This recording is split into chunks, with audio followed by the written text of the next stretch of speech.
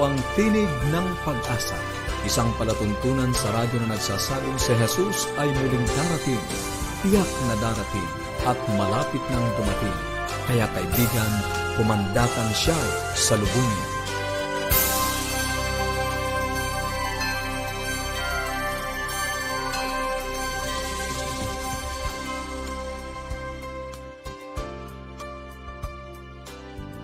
Masaya, malusog at mapagpalang araw sa inyong lahat mga kaibigan. Ako pa rin po ang inyong lingkod, Lou de los Reyes, ang inyong kaibigan dito sa Tinig ng Pag-asa. Magsama-sama po tayong muli sa isang oras ng talakayan tungkol sa pagpapanatiling matatag ng ating relasyon sa ating tahanan, pagpapabuti ng ating kalusugan at pagtuklas ng pag-asang nagmumula sa salita ng Diyos.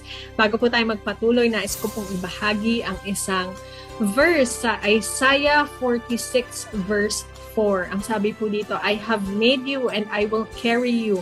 I will sustain you and I will rescue you. Napakagandang pangako po nito mula sa ating Panginoon na tayo po ay kanyang nilikha, tayo po ay kanyang dadalhin, isusustain po na tayo at kung tayo ay nasa isang pagsubok, ire-rescue po tayo ng ating Panginoon. Napaka-tamis na pangako po ng ating Panginoon iyan para sa ating lahat na panghawakan po natin sa buong araw at magpakailanman. Patuloy po tayo, kami po ay namimigay pa rin ng mga aklat at aralin sa Biblia, kaya naman kung nais nyo pong makakuha, maaari po kayong tumawag o mag-text sa 0917-1742-777. Inuulit ko po 0917-1742-777 o kaya naman sa 0968-8536-607 0968-8536-607. At para naman po sa ating toll-free number, dahil lamang po ang 1-800-132-20196 1-800-132-20196. At para naman po sa ating Facebook page, maaari po kayo magpadala ng inyong mga pagbati at komento. Magtungo lamang po sa facebook.com/AWR Luzon, Philippines o magpadala ng email sa connect@adventist.ph. Kung nagdanais naman po kayo makakuha ng ating readily available na Bible Study Guide, maaari po kayo magtungo sa bibleschools.com/Central Luzon. Sa Tinig ng Kalusugan, makakasama pa rin po natin si Ma'am Michelle Salas, isang registered nutritionist dietitian mula sa Adventist Medical Center, Manila, sa pagtalakay sa paksang The Silent Killer. Ano nga po ba ito? At sa pag-aaral po ng salita ng Diyos, pangunahan pa rin po tayo ng ating outgoing president na si Pastor Romy Mangiliman sa pagtalakay sa paksang The Silent Killer. Ibigay po natin ang panahon kay Ma'am Miles para sa Tinig ng Kalusugan. Masayang araw po sa ating mga kaibigan. Maligayang pagbabalik dito po sa ating programa Tinig ng Pag-asa. Handog po sa ating ng Adventist World Radio. Napaganda pong balikan at pagtatalakayin ang ating pong paksa ngayong araw na ito sapagkat marami sa atin ang maaaring nangangamba kung tama pa po ba ang kanilang mga blood pressure. Ano nga po ba itong tinatawag nating silent killer na kung saan yung una po nitong simptomas o makaramdam po tayo nitong simptomas na ito ay maaaring pwedeng mag-lead o manguna po sa iba pang mga sakit katulad ng sakit sa puso, pwedeng heart attack, pwedeng stroke. So ito po yung ating aalamin. At bakit nga po ba siya tinawag na silent killer? Alam niyo po, yung tinatawag po nating hypertension o mas kilala bilang high blood pressure, ito po yung patuloy na pagtaas ng ating pong pressure, no? Yung presyon po ng ating dugo sa ating katawan o sa ating daluyan ng ating mga dugo. Sa ating pong bansa, napakadami po ang nakakaranas nito sapagkat napakaraming bagay din o mga factors na pwede po maging dahilan kaya po tayo nakakaranas ng pagtaas ng ating presyon po ng ating dugo. Alam niyo po, gaya ng aking sinabi, sila pong mga hypertensive, kung kayo po ay nakakaranas ng ganitong simptomas, by the way po, yung ating tinatawag nating hypertension, hindi po talaga siya sakit, kundi isa po siyang simptomas na pwede pang mag-lead sa mga sakit. Kagaya ng ating, sila po, kung kayo po ay high blood, kayo po ay mas malaki ang chance na makadevelop po ng heart failure o yung talagang hindi na nag-work, nag-function yung ating puso. 8 times, kayo po ay 5 times more likely to develop heart failure, 8 times more likely to suffer stroke, and 3 times to more likely to experience po yung heart attack kung kayo po ay hypertensive kumpara po sa mga taong may normal na presyon ng ating dugo. So imagine niyo po, kaya mahalaga talagang minomonitor po natin yung ating blood pressure para malaman po natin kung tayo ba at risk na para maka-experience ng mga ganitong mga sakit. Lalo na po ngayon, modern na po, yung technology po ng ating generation ngayon, maging po sa ating mga smartwatches, meron makikita na po natin ating blood pressure. Kung wala man, ibalik po tayo sa kung ano po yung before, no, yung manual, meron naman po tayong iba nasa mga tahanan, unlike noon at kailangan pumunta pa tayo sa ating mga clinic. Ayan po. Pero ngayon, napakadami na pong kapamaraanan para ma-monitor po natin yung ating blood pressure. So, how can I know if I have hypertension or mataas po yung blood pressure po natin? Ang hypertension po is defined as a systolic blood pressure. Yung reading po nito, maaring yung top number, yung usually yung taas po, ay consistently, kung tuloy-tuloy po, ay mas mataas sa 130, or yung diastolic niya po, yung nasa babang numero po nito, yung lower number ay 85 or above. So kung 130 over 85 and above, kung mas taas pa po yun, kayo po ay matuturingan na pong hypertensive. So yung optimal level po natin, yung ideal po natin, yung normal is 120 over 80. Yung systolic po is 120, yung diastolic naman po is 80. Even though yung high po yung ating blood pressure, walang simptomas, yun nga po, kaya natin siya nasabi na silent killer. Pero pwede pa rin po siya maging progressive o talagang mas lumala pa. Yung mga pagbabago sa ating blood vessels, kung patuloy pong mataas yung ating presyon na ating dugo, maaring ito na po yung first sign. And usually, kasunod po nito is stroke or heart attack. And ayaw po nating ma-experience yun na baka huli na po ang lahat.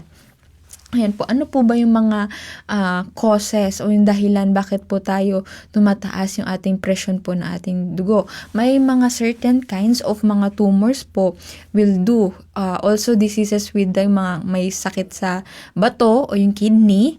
Pwede din po maka-experience ng high blood pressure. 90% of everyday hypertension, no specific organic causes can be determined. For this reason, this kind of hypertension is called essential hypertension. Yung mga ganitong uri po. Pero iba po, yung may mga ibang dahilan din naman, lalong higit sa ating lifestyle.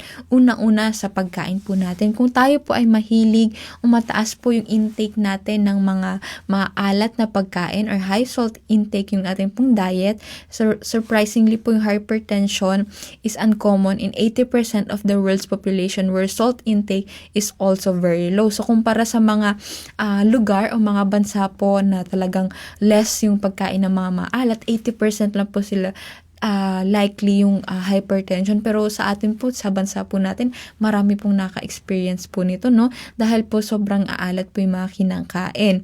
Ayan po, na more than 2 to 3 teaspoons full or about 10 to 15 times more than the body actually needs yung kailangan po natin. Lalo higit yung tinatawag nating sodium, yung mga matataas sa sodium.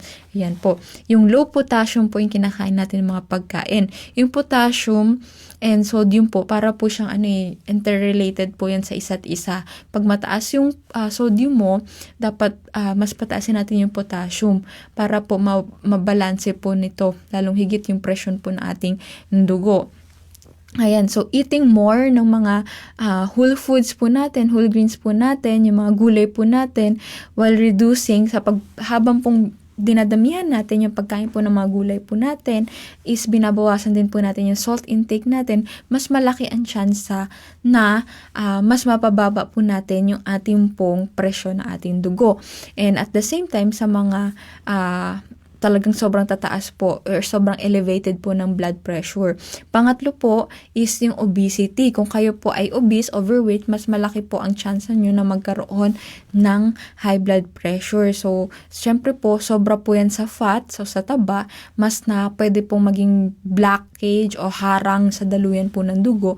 Eventually, pwede pong mag-produce pa yan ng plaque o talagang mga harang na sobrang parang hose nga po parang dinidiinan mo yung hose, mas tumataas po yung pressure ng ating tubig. So, ganun din po sa ating dugo. Iba po is arterial plaque, like yung sinabi ko po, narrowed and plugged arteries force the body to boost the blood pressure. Yung iba pa po, lack of exercise. Yung alam po natin, yung pag-ehersisyo ay nakatulong po yun para mas maging flexible, mas maunat po yung ating daluyan ng dugo. At the same time, mas good po talaga siya, mabuti po siya sa circulation ng ating dugo.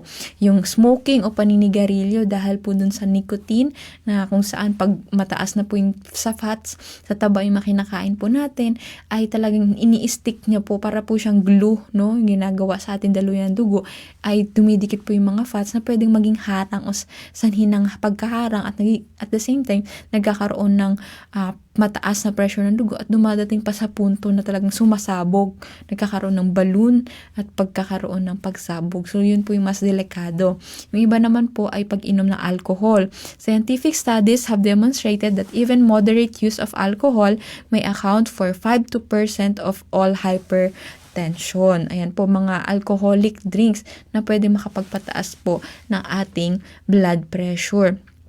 Ayan po. So, what about yung mga medications po sa ating hypertension? Kaya po, lagi nating pinapaalala na mas maigi po rin po kung kayo nakaranas na ng patuloy na pagtaas ng ating blood pressure. Kumonsulta po tayo sa ating mga doktor para mabigyan po tayo ng ating mga ma-prescribe po yung mga tapat at sapat na mga gamot na pwede po nating inumin kasama po o kasabay po nung pag-modify po na ating lifestyle o yung ating araw-araw na pong ginagawa, yung ating diet, pag-exercise. So, the past few years have produced an avalanche of new drugs that are effective in lowering blood pressure. Yung iba naman po medyo nagiging dependent o umaasa na sa kanilang mga medication, sa kanilang maintenance. Kaya nangyayari, sige lang, kain lang tayo ng sobrang tataba ng mga pagkain, kain lang tayo ng mga alat na pagkain, and eventually, naiisip nila na nandiyan naman yung medication ko, nandiyan naman yung maintenance ko. Pero ang pinaka-goal pa rin po natin talaga ay matanggal po, no? Unti-unti po nating matanggal o mabawasan yung ating mga maintenance. Para po, di ba, ano pong pakiramdam nung kayo ay may mini-maintain na mga gamot? Una sa lahat, magastos po, hassle, di ba po? Mas masarap na mabuhay na wala tayong mini-maintain, no? At mas maganda na kuha lang natin ito sa mga fresh na kinakain po natin. Isa po yun sa mga natural na mga gamutan po natin. So, sabi po dito, some, yung iba po ay life-saving, most produce prompt results, the quick fix that tayo po ay gustong-gusto po natin. But a closer look at hypertension medications reveals some disquieting facts. The drugs do not cure hypertension, they only control it. In some cases, the medications need to be taken for life. So, di ba po, pag tayo pala ay nagsisettle lang sa ating mga medications, kinokontrol lang nito, pero hindi siya totally nire-remove from having na mataas po yung ating blood pressure. So, kinokontrol lang po natin ito. So, maganda talaga sabayan ng ating lifestyle changes po natin.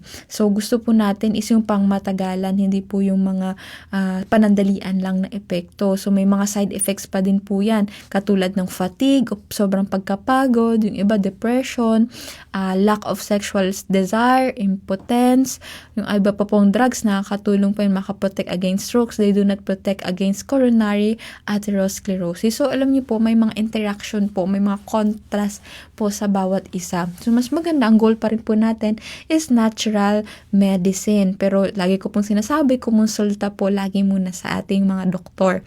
Ayan po. So, ano po yung mga alternatives? Ayan po. A number of major scientific studies have shown that simple dietary and lifestyle changes can reverse most essential hypertension in a matter of weeks without drugs. Yun naman po yung good news sa atin. After po natin kumonsulta, pwede po natin ipaliwanag sa ating doktor na sasabayan po natin, no? Decidido po tayo na sasabayan po natin ng lifestyle changes. And sabi nga po, yung diet na kinakain po natin, malaking tulong para ma-reverse po ito pong hypertension. reduction. Ayan po, a large percentage of people are sensitive to salt and would benefit from its reduction in their diet. So may mga natural source naman tayo na mapampalasa like yung ating mga herbs and spices. So yun po yung mas magandang gamitin po natin instead magsettle lang tayo sa mga sobrang aalat na mga pagkain. At the same time, yung mga processed na mga pagkain. When the weight goes down, blood pressure levels usually fall. Kaya gusto din po natin sa hypertension, ma-manage din yung ating pong timbang. Sabi nga po dito, people need less than half gram of salt a day. About 1/5 of a teaspoon sodium occurs naturally in food, more than enough to meet daily needs. So wag po tayong mangamba. Ang sodium po kailangan po nating katawan, pero kaya na po yan makuha sa mga natural foods na kinakain natin dahil meron na po silang likas na sodium na kasama po sa kanilang mga content po. Ayan po, so reducing excess weight is often the only treatment needed to correct a rising blood pressure. Baka naman, mga kaibigan, yung atin po talaga ay sobrang bibigat na, tumataba na po tayo, yung ating pong timbang hindi na makontrol, so maaaring pong baka gawan po natin ng paraan para mag-lose po tayo ng weight, pero tama pong kapamaraanan. Ayan po, yung diet po natin na low in fat, pero mataas sa fiber. So ano po yung mga low in fat na po na yan? Syempre makukuha po natin yan sa mga plant-based na mga pagkain. Tandaan po natin yung mga fats, lalong higit yung mga bad fats ay talagang sa mga karne po natin makukuha. Aside from that, yung mga cholesterol po na pwede pakuha pa aside sa ating protein, no? Ayan po, so makakatulong po ito. And at the same time, may mga blood thinner, natural blood thinner po tayong pwedeng subukin. Like halimbawa po yung bawang. Ayan po, yung iba po nagsusubok na pinapakuluan po yung mais, kasama po yung pinaka silk niya, yung ginagawa po siyang tea, nakatulong po ito. Yung iba naman okra. Ayan po, so yung iba po tatanggalin po talaga yung pag-inom ng alcohol, iiwas na tayo sa kape, and at the same time, wag po kakalimutan yung pag-exercise.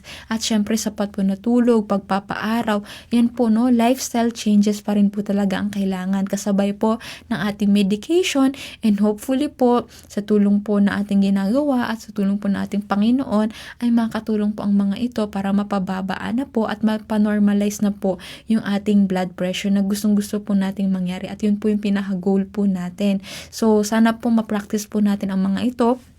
Talagang sa una, hindi po talaga madali. Sobrang hirap po talagang gawin po ito. Pero kung kayo po ay gusto nyong mas humaba pa ang inyong buhay, makaiwas kayo sa mga gastos, sa mga sakit. Nang hirap-hirap po pag nagkasakit sa panahon po ngayon. Mas risk po yung mga hypertensive para tayo ay ma-acquire po yung mga communicable diseases. So kung kaya po, mas mapalakas pa po yung ating immune system sa pamamagitan po na pagpapanormalize natin ng ating blood pressure, mas mainam po. So maraming salamat po muli sa paglalaan ninyo ng maikling panahon dito po sa ating programa. Samahan niyo po muli kami sa ating susunod na talakayan. Ipagpapatuloy po muli natin ito. God bless po. Maraming salamat po, Ma'am Miles, and mga kaibigan. Ugaliin po natin mag-check ng ating blood pressure dahil maya-maya ay prone na pala tayo dyan sa mga heart attack na yan. At wag po tayong matakot magpa-check sa ating mga espesyalista para kung mangyari man ito ay alam po natin ang ating gagawin. Lagi po nating tandaan na prevention is better than cure. Kung kayo po ay may mga katanungan tungkol sa ating napag-aralan, maaari po kayong tumawag o mag-text sa 0917-1742-777. Inuulit ko po, 0917-1742-777. O kaya naman sa 0968-8536-607. 0968-8536-607. At para naman po sa ating toll-free number, dahil lamang po ang 1-800-132-20196. 1-800-132-20196. At para naman po sa ating Facebook page, maaari po kayo magpadala ng inyong mga reflections, mga insights. Magtungo lamang po sa facebook.com/AWR Luzon, Philippines o magpadala ng email sa connectedadventist.ph. Mga kaibigan, sa pagkakataong ito, tayo po muna ay makakarinig ng isang tanging bilang.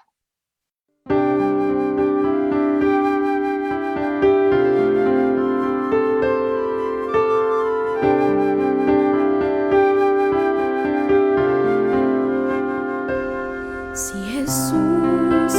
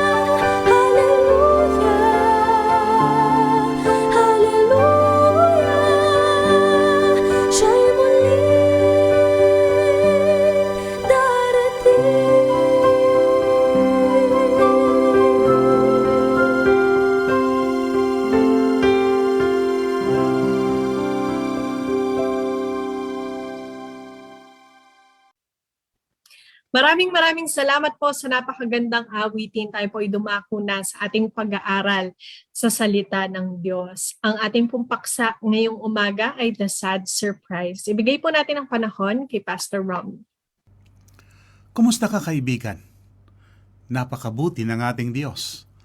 Ano pat sa araw-araw kanyang pinaparanas ang kanyang dakilang pag-ibig, ang kanyang maraming pagpapala. Muli, narito ang iyong kaibigan sa teleradyo, Pastor Romeo Mangiliman, na nagsasabing napakabuti ng Diyos, kaibigan. Patuloy tayo sa ating pag-aaral sa aklat na sulat ni Levi Matthew, ang Ebanghelyo ng Panginoon ayon kay San Mateo. Kaibigan, sa buhay na ito, na kapag ka ikaw ay nakakaranas ng tagumpay sa iyong buhay, marahil sa iyong pag-aaral, o kaya sa iyong hanap buhay, o kaya bilang isang malalaro, ikaw ay nagtatagumpay, masarap ang pakiramdam. Nanupat, pagka inisip mo ang tagumpay, para bagang wala nang katapusan ang kaligayahan sa buhay na dumarating sa iyo. Subalit, kaibigan, kapag ka ikaw ay nakaranas ng kabiguan sa buhay, na kung minsan ay hindi kayang dalhin ng iyong pag-iisip, nakakalungkot isipin ang pagkabigo sa buhay na ito. Kung minsan ang kabiguan ay dumarating sapagkat nabibigo ka sa pangyayari sa iyong tahanan. Ang iyong inaasahan, ang iyong mga anak, ay magkakaroon ng isang magandang buhay. Katulad na nangyari na ako'y nag-aaral, merong nag-aaral sa aming paaralan noon. At inaasahan ng kanyang mga magulang sa ganung petsa, siya ay magtatapos sa kanyang pag-aaral. Kaya nga, dumating ang mga magulang, dala na ang mga dapat kainin sa panahon ng graduation, subalit hindi pala mag-graduate ang kanilang anak. Isang kabiguan, kaibigan. O kaya naman, inaasahan mo sa iyo ibibigay ang isang gantimpala, subalit ngayon ay hindi sa iyo pala ang gantimpalang yon. Maaring ang kabiguan hindi lamang sa iyong pamilya, kundi pa naman sa iyong karir, na ikaw ay umaasa na ikaw ay magkakaroon ng increase sa iyong sweldo, o kaya naman ikaw ay magkakaroon ng promotion. Subalit, hindi mo nararanasan yung ganong klase sa iyong pamumuhay. Maring ikaw ay merong mga panaginip sa buhay. Kung ano ang magiging buhay mo pagkaraan ng ilang mga taon, subalit ang mga panaginip na yan ay hindi nakikita at pawang pagkabigo ang iyong nararanasan. Meron kang mga goals sa buhay, subalit hindi mo naabot yung mga goals na yan. Kaibigan, isang malungkot na karanasan na ikaw ay merong kabiguan. Subalit, ang pinakamalaking kabiguhan sa buhay ng isang tao, na kapag ka iniisip niya na siya ay kandidato sa langit na dadalhin ng Panginoon, na kapag ka siya ay dumating, subalit pala taliwas sa halip na langit, ito pala ay isang impyerno. Kaibigan, ito yung pinakamalaking disappointment sa buhay ng isang tao.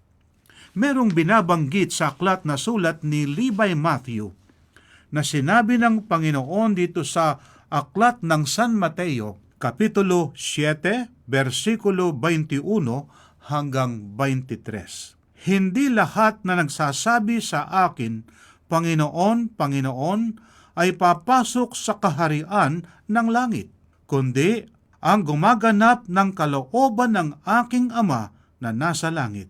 Sa araw na iyon ay marami ang magsasabi sa akin, Panginoon, Panginoon, hindi ba nagpropesiya kami sa iyong pangalan at nagpalabas kami ng mga demonyo sa iyong pangalan? At sa iyong pangalan ay gumawa kami ng maraming gawang makapangyarihan. At kung magkagayon, ay pahayag ko sa kanila, hindi ko kayo kilala kailanman, lumayo kayo sa akin, kayong mga gumagawa ng kasamaan. Kaibigan, itong mga taong ito ay marahil mga religious leaders at sila ay mga taong relihiyoso. Subalit ang kabiguan, darating ang panahon, ang kanilang malalasap sa kanilang buhay. Gumagawa sila ng mabuti, nanupat sila ay naglilingkod, hindi tumatawag kay Satanas, kundi ang tinatawag din ay Panginoon, subalit sila ay mabibigo. Kung ikaw, kaibigan, ay kasama ng mga taong ito na mabibigo, ano ang iyong pakiramdam? Kung ikaw ay maglilingkod sa Diyos, pinaka mabuti nang gagawin mo ang paglilingkod sa Diyos. Anong klaseng paglilingkod sa Diyos ang pwedeng gawin? Ang unang leksyon na ating makikita sa pangyayaring ito at sa ating binasa, they profess Christ but did not possess Him. Sila ay nagpapanggap na sila ay kay Kristo, subalit wala sa kanila ang Kristo. Kaya marami sa mga taong mga religious leaders o kaya sila naman ay relihiyoso, pero wala sa kanila ang Kristo, bagamat sa kanilang paniniwala sila'y naglilingkod sa Panginoong Hesus. Ang sabi nga ng kasabihan sa Tagalog, ang kanilang paglilingkod ay wala sa puso hanggang sa nguso lang. Kaya nga, ang mga taong ito, bagamat sinasabi ang katotohanan, ang salita ng Diyos, subalit kanilang na-miss ang message o ang pabalita. Kanilang tinatawag si Jesus na Panginoon, datapwat hindi nila ginawang Panginoon sa kanilang buhay. Katulad ng isang kwento na aking narinig, merong isang pastor na nagsasalita sa kanyang simbahan at nagkataon samantalang siya nagsasalita, nagkaroon ng brownout at sa labas naman umuulan, so merong isang taong nag-disguise na siya ay si Satanas. Sa kanyang paniniwala, ang taong ito, si Satanas, ay merong malaking tenga, merong buntot, at pagkatapos ngayon may sungay. Kaya ang lalaki namang ito na merong suot na gano'n na disguise na siya ay si Satanas, ay pumasok sa simbahan. At sapagkat ang mga tao ngayon ay napansin nila itong taong nag-disguise, ang nangyari ngayon ay natakot ang mga tao simbahan at pagkatapos sila'y lumabas, tumakbo papalabas. Subalit na corner ng nag-disguise na ito na Satan, ang pastor. Ang sabi ng pastor, Satanas, huwag mo akong saktan. Bagamat si Kristo ang aking inaaral sa mga tao, ikaw naman ang aking pinapaniwalaan. Meron bang ganon sa buhay natin, mga minamahal na mga kaibigan? They accepted His title but failed to trust in Him. Kanilang tinanggap ang titulo. Marahil ang tawag sa kanila ay pastor o kaya naman ministro, pero kaibigan, ang problema ay hindi sila nagtiwala sa Panginoon. Nanupat sa kanilang paglilingkod ay hindi ayon sa kalooban ng Diyos ang kanilang paglilingkod. Merong isang halimbawa sa Biblia, magkapatid, ayon sa aklat ng Henesis. Ang magkapatid na ito, ang pangalan ng panganay ay si Cain at ang bunso ay si Abel. Sinabi ng Panginoon na sila'y maghahandog at tinupad nilang pareho ang paghahandog. Pero ang sabi ng Panginoon sa kanilang paghahandog, kinakailangan ay merong tutulong dugo, merong mabubuhos na dugo. Ang ginawa naman ngayon ni Cain, siya ay kumuha ng first class sa kanyang mga aning gulay, sa kanyang pagtatanim, subalit hindi ito ang gusto ng Diyos. Hindi ito yung sinasabi ng Diyos. At ang kanyang kapatid naman na si Abel ay sinunod niya kung ano ang sinasabi ng Diyos. Kaibigan, ang handog ni Abel ay tinanggap ng Diyos at ang handog ni Cain ay hindi tinanggap ng Diyos. At sapagkat hindi tinanggap ng Diyos ang kanyang handog, siya ay nagalit at pinatay ang kanyang kapatid. Anong sabi ng ating Biblia ayon sa aklat na sulat ni San Marcos. Ayon sa San Marcos Kapitulo 7, versikulo 7 at 8, walang kabuluhan ang pagsamba nila sa akin na itinuturo bilang aral ang mga utos ng mga tao. Iniwan ninyo ang utos ng Diyos at inyong pinaghahawakan ang tradisyon ng mga tao. Sila'y sumasamba sa Diyos na kanilang sinasabing kanilang Diyos. Subalit, hindi utos ng Diyos ang kanilang ginagawa, kundi utos ng tao. Tradisyon, kaibigan.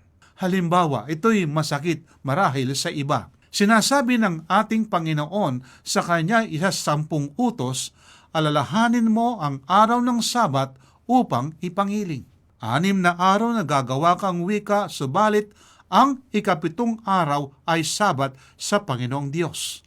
Kaibigan, ang araw na pinapangiling ng Panginoon ay hindi unang araw. Bagamat si Kristo ay nabuhay siya sa unang araw ng sanglinggo, pero hindi pinagkaloob ng Diyos sa tao na ikaw ay mangiling, gawing banal at iyong gawin na ang Sabat ay kapahingaan sa iyong buhay, sapagkat ang inihiling ng Diyos ay ipangiling ang 7 araw. Meron pa, kaibigan, sa buhay natin na marami klaseng binyag ang isinasagawa ng maraming mga tao. Nanupat, merong binyag na wisik, merong binyag na buhos, meron namang binyag na sinasabing immerse o yung nilulubog. Alin ba rito ang tinatanggap ng ating Panginoon?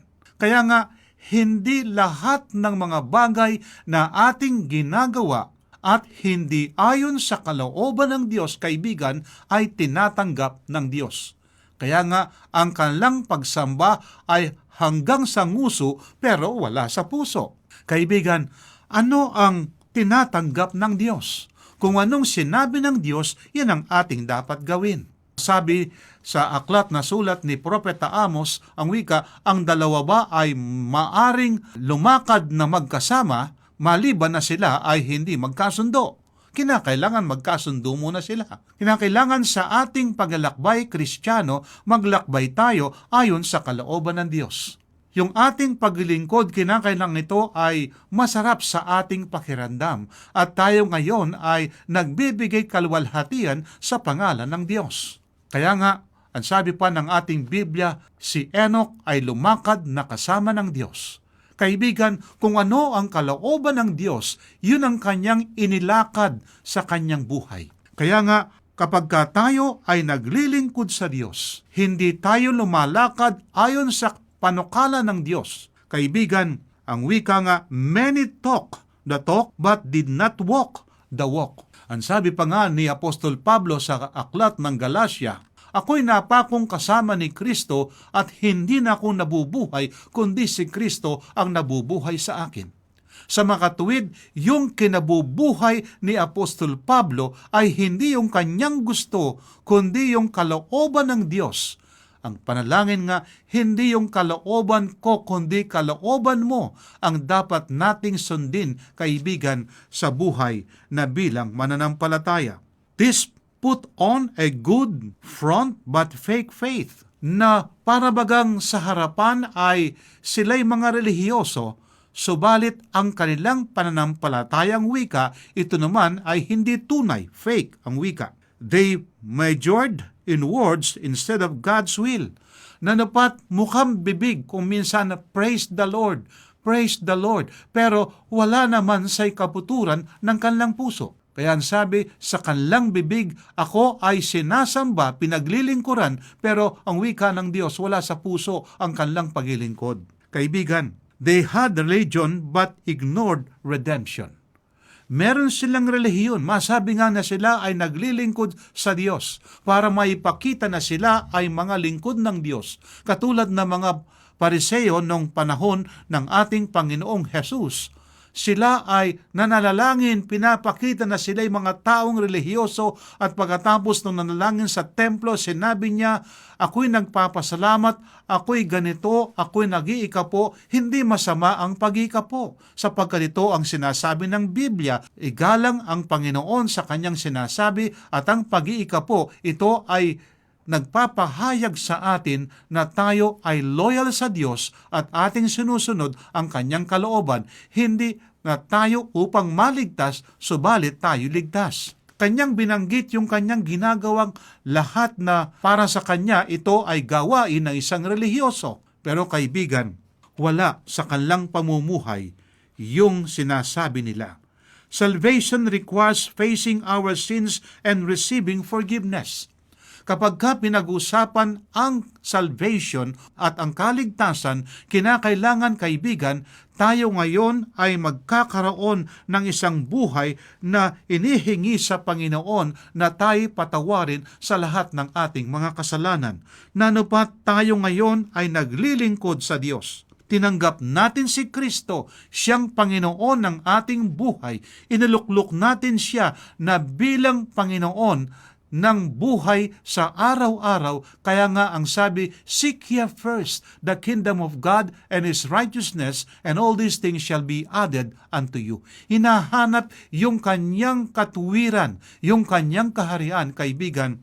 Ito yung buhay ng isang taong mananampalataya sa ating Panginoon. Ang sabi nga sa aklat na sulat ni San Juan, Kapitulo 6, versikulo 37 hanggang 39, ang lahat ng ibinigay sa akin ng Ama ay lalapit sa akin, at ang lumalapit sa akin kailanman ay hindi ko itataboy.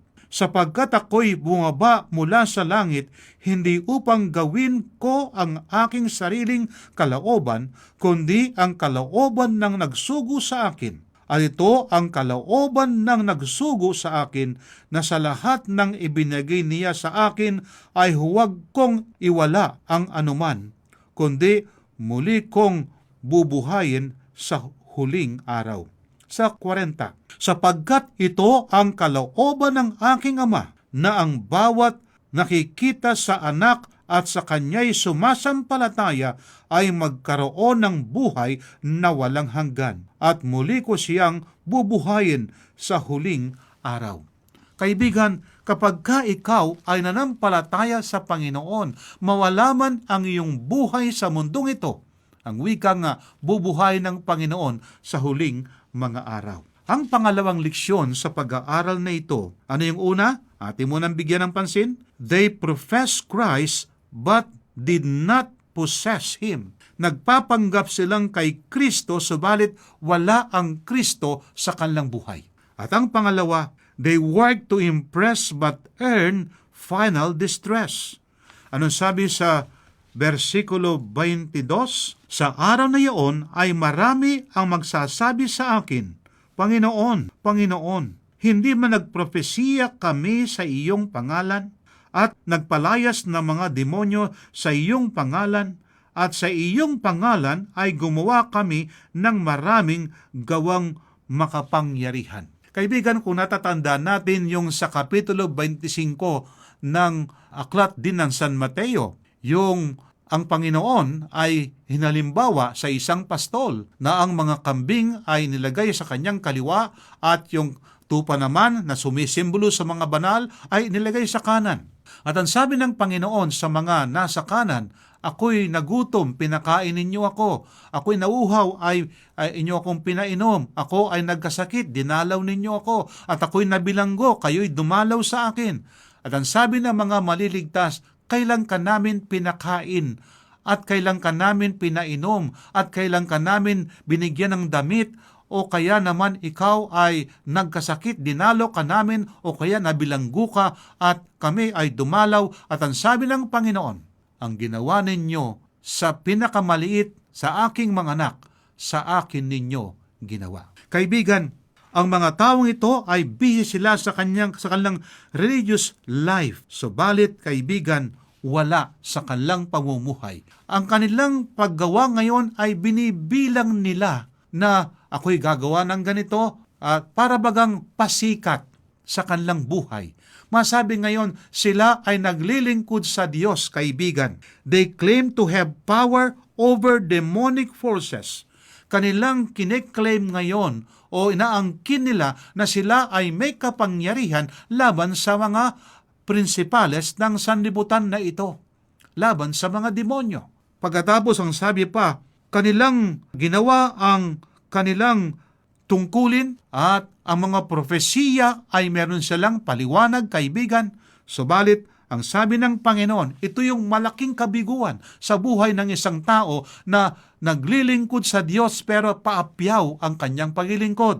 Ang sabi ng Panginoon, sa araw na iyon ay marami ang magsasabi, hindi ko konti kundi ang wika, marami sa akin, magsasabi sa akin, Panginoon, Panginoon, hindi ba nagpropesiya kami sa iyong pangalan at nagpalayas ng mga demonyo sa iyong pangalan at sa iyong pangalan ay gumawa kami ng maraming gawang makapangyarihan? Kaibigan, ang mga taong ito, ang malaking kabiguan, ang kanilang maranasan sa kanilang buhay. Nanupat sa kanilang paglilingkod, marahil marami silang plaque of appreciation. Sa haba ng kanilang paglilingkod, katulad ng iyong lingkod, kaibigan, sa haba ng paglilingkod na 47 anyos, aking bang pinarangalan ang Diyos? Ako ba'y naglingkod ng Diyos na merong kinikwenta ko ang aking paglilingkod? Kaibigan, kung ikaw ay naglilingkod sa Diyos, wala ka ngayong nais na bigyan ng karangalan kundi ang Diyos na iyong pinaglilingkuran. At ang pangatlo, they claim to be winners but were really just sinners. Kanila ngayong kiniklaim na sila ay mga matagumpay. Sila'y nanalo, subalit sila ay mga taong makasalanan. Ang sabi nga ng ating Biblia sa versikulo 23, at kung magkagayon, ay pahayag ko sa kanila, hindi ko kayo kilala kailanman. Lumayo kayo sa akin, kayong mga gumagawa ng kasamaan. Kaibigan, mabuti ang maglingkod sa Diyos. Mabuti ang magkaroon ng relihiyon. Mabuti yung tayo ay sinasabing nananampalataya. Mabuti na tayo gumagawa ng bagay na ikabubuti ng ating kapwa. Sa panahon ng kalamidad, tayo gumagawa ng mabuti. Nagbibigay tayo ng limos. Meron ngang isang tao ang wika, Panginoon, gusto kong antayin ka sa harap ng aking bahay. Kaya ang kanyang ginawa, siya ngayon ay umupo sa harapan ng kanyang bahay at sabi niya, inaantay ko ang aking Panginoon. At merong isang taong dumaan sa harap ng kanyang bahay, umiingi ng limos. Ang sabi ng lalaki ito, umalis ka dyan, inaantay ko ang aking Panginoon. At pagkatapos ng ilang mga oras, ay nandun pa rin siya sa harapan ng kanyang bahay at inaantay ang wika ang kanyang Panginoon. At meron nagdaan na naman humihingi ng limos. Sabi niya, umalis ka dyan, inaantay ko ang aking Panginoon. At ayon sa istorya, samantalang ngayong hapon na, sinasabing inaantay ang Panginoon, Panginoon, nasan ka? Ako'y nag-aantay sa iyo, subalit hindi ka dumaan sa harap ng aking tahanan. O ang wika ng istorya, sumagot ang Panginoon, naalala mo ba yung mga taong nagpapalimos na lumapit sa iyo? Sila ang aking pinapunta sa iyo. Kung tinanggap mo sila at ikaw nagbigay ng tulong sa kanila, sa akin mo ginawa yon. Pero ang sabi ng Panginoon, ang kanyang response sa mga taong ito, hindi ko kayo kilala. Kayo ay umalis sa aking harapan sapagkat hindi ko kayo kilala. Kaibigan, ayaw nating magkaroon ng disappointment sa ating buhay. Ilapit natin sa Diyos ang ating ngayong pamumuhay. Panginoon, ano bang klaseng buhay ang gusto mong ikabuhay ko? Ano bang klaseng pamumuhay na nais mo na malwalhati ang iyong dakilang pangalan? At ang Diyos, alam ko, pagka hinahanap natin ang kanyang kalooban, ang Diyos ay tumutugon sa ating ngayong masusi at tapat na paghahanap sa kalooban ng Diyos. Kaibigan, tanggapin mo si Kristo na iyong tagapagligtas. Tanggapin mo ang kanyang kalooban, sundin natin ang kanyang mga utos, hindi upang maligtas, kundi tayo ay nagmamahal sa kanya sapagkat siyang unang nagmahal sa atin. Bago tayo magtatapos ay nais kong basahin ang sinasabi ng ating Biblia sa aklat ng Pilipos 4, 6 at 7. Huwag kayong mabalisa sa anumang bagay, kundi sa lahat ng mga bagay sa pamamagitan ng panalangin at pagsamon na may pagkapasalamat ay ipaalam ninyo ang inyong mga kahilingan sa Diyos, at ang kapayapaan ng Diyos na hindi maabot ng pag-iisip ang mag-iingat ng inyong mga puso at mga pag-iisip kay Kristo Jesus. Kaibigan, mahal ka ng Diyos. Ang Diyos ay tumutugon sa ating mga panalangin. Tayo manalangin. Mapagpala at dakila po naming Diyos. Tunay po kayo ang Panginoon na nagligtas at nagliligtas pa sa amin. Tulungan po kaming mabuhay sa liwanag ng Ebanghelyo. Nanupat ang aming pamumuhay ay makita ang larawan ng buhay ng aming Panginoon. Makita sa amin ang kanyang katuwiran upang purihin ang Diyos na aming pinaglilingkuran. Mabuhay kami ayon sa liwanag na nais ninyong ikabuhay namin. Dakilang Diyos, pagpalain aking kaibigan. Pagpalain po ang kanyang mga pananim. Pagpalain po ang kanyang tahanan. At ang lahat ng mga nakinig, O Diyos, ang pagpapala po ang siyang ipagkakalob sa kanila. Sa pangalan po ng aming Panginoong Jesus. Amen. Kaibigan, mahal ka ng Diyos. Tanggapin mo si Kristo na iyong tagapagligtas.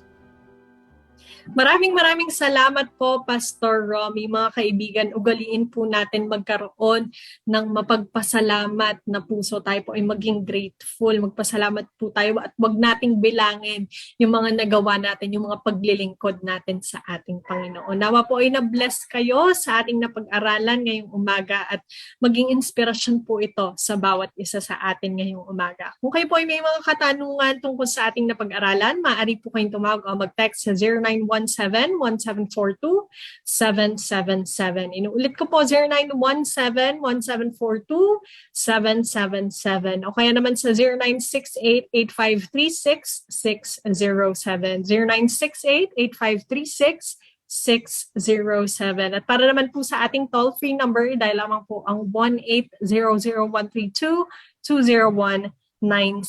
1-800-132-20196. At para naman po sa ating Facebook page, maaari po kayo magtungo sa facebook.com/AWR Luzon, Philippines o magpadala ng email sa connect@adventist.ph. Kung nagnanais naman po kayo makakuha ng ating readily available na Bible Study Guide, maaari po kayo magtungo sa bibleschools.com/Central Luzon. Maraming salamat pong muli mga kaibigan sa inyong patuloy na pagtangkilik sa ating palatuntunan. Ito pong programang ito ay handog sa inyo ng Adventist World Radio Manila at sa ating pansamantalang paghiwa-hiwalay. Baunin po natin ang mga salita ng ating Panginoon sa Isaiah 59:1.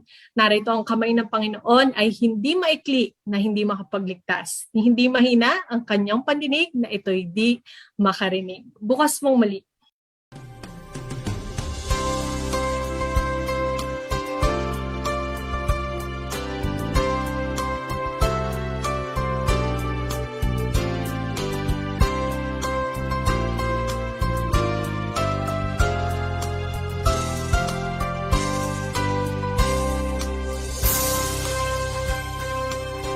Ito ang Tinig ng Pag-asa, isang palatuntunan sa radyo na nagsasabing si Jesus ay muling darating, tiyak na darating, at malapit nang dumating. Kaya kaibigan, pumandakan siya sa lubungin.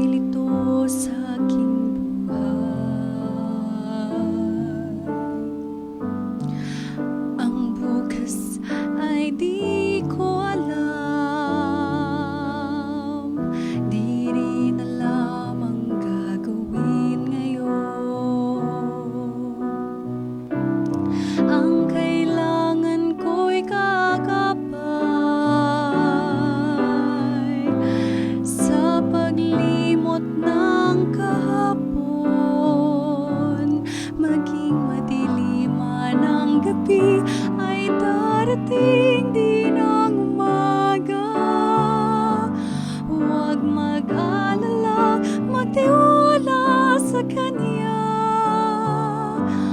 Kung ano man ang gumugulo sa isip mo,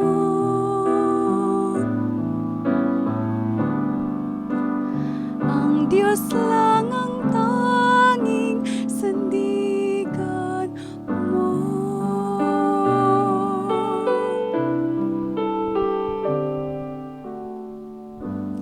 Kaibigan ko, wag malumbay kahit ika'y nag-iisa. Ano man ang iyong nakaraan, wag na itong isipin pa. Ang bukas ay di mo alam, ngunit di ka na mangamba. Hindi Kanya pababayaan, ialay ang lahat sa Kanya. Maging madilim man ang gabi, ay darating din ang umaga. Huwag mag-alala, magtiwala sa Kanya. Kung ano man ang gumugulo sa isip mo,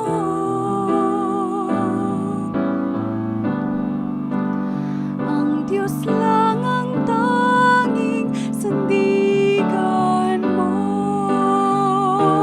Maging madilim man ang gabi, ay darating din ang umaga. Huwag mag-alala, magtiwala sa Kanya. Kung ano man ang gumugulo sa isip mo,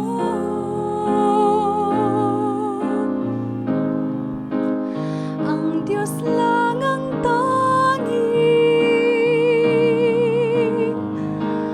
ang Diyos lang ang tanging,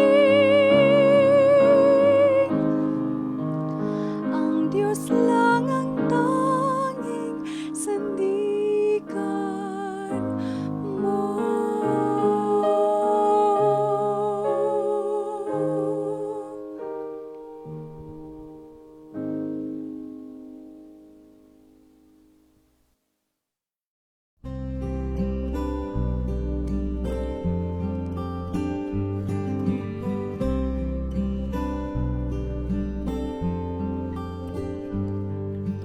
Hoping, praying, waiting, I know He hears my plea, yet Heavenly Father's timing is just not up to me.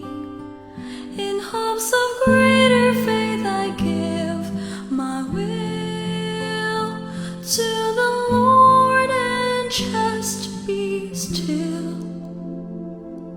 I know that He's God. In the Lord's time, the blessing becomes mine. In the Lord's time, what I seek I shall find. If I never quit knocking or talking to Him, I know He'll answer. He always answers. He hears me and the answer comes in His time.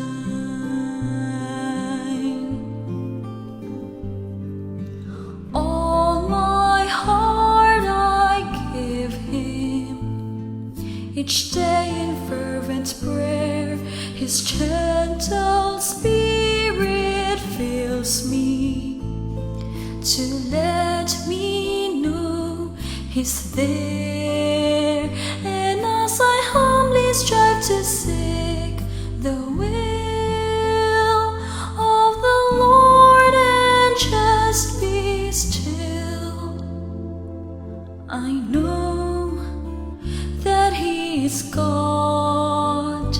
In the Lord's time, the blessing becomes mine. In the Lord's time, what I seek I shall find. If I never quit knocking or talking to Him, I know He'll answer. He always answers. He hears me and the answer comes in His time. He loves me, so the answer comes in His time.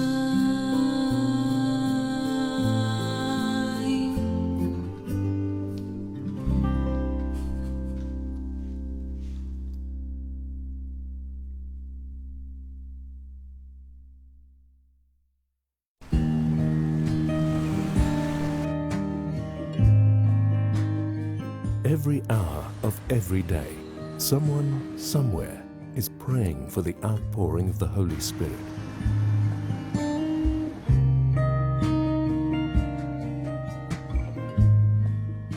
777, praying at 7 a.m. and 7 p.m., 7 days a week.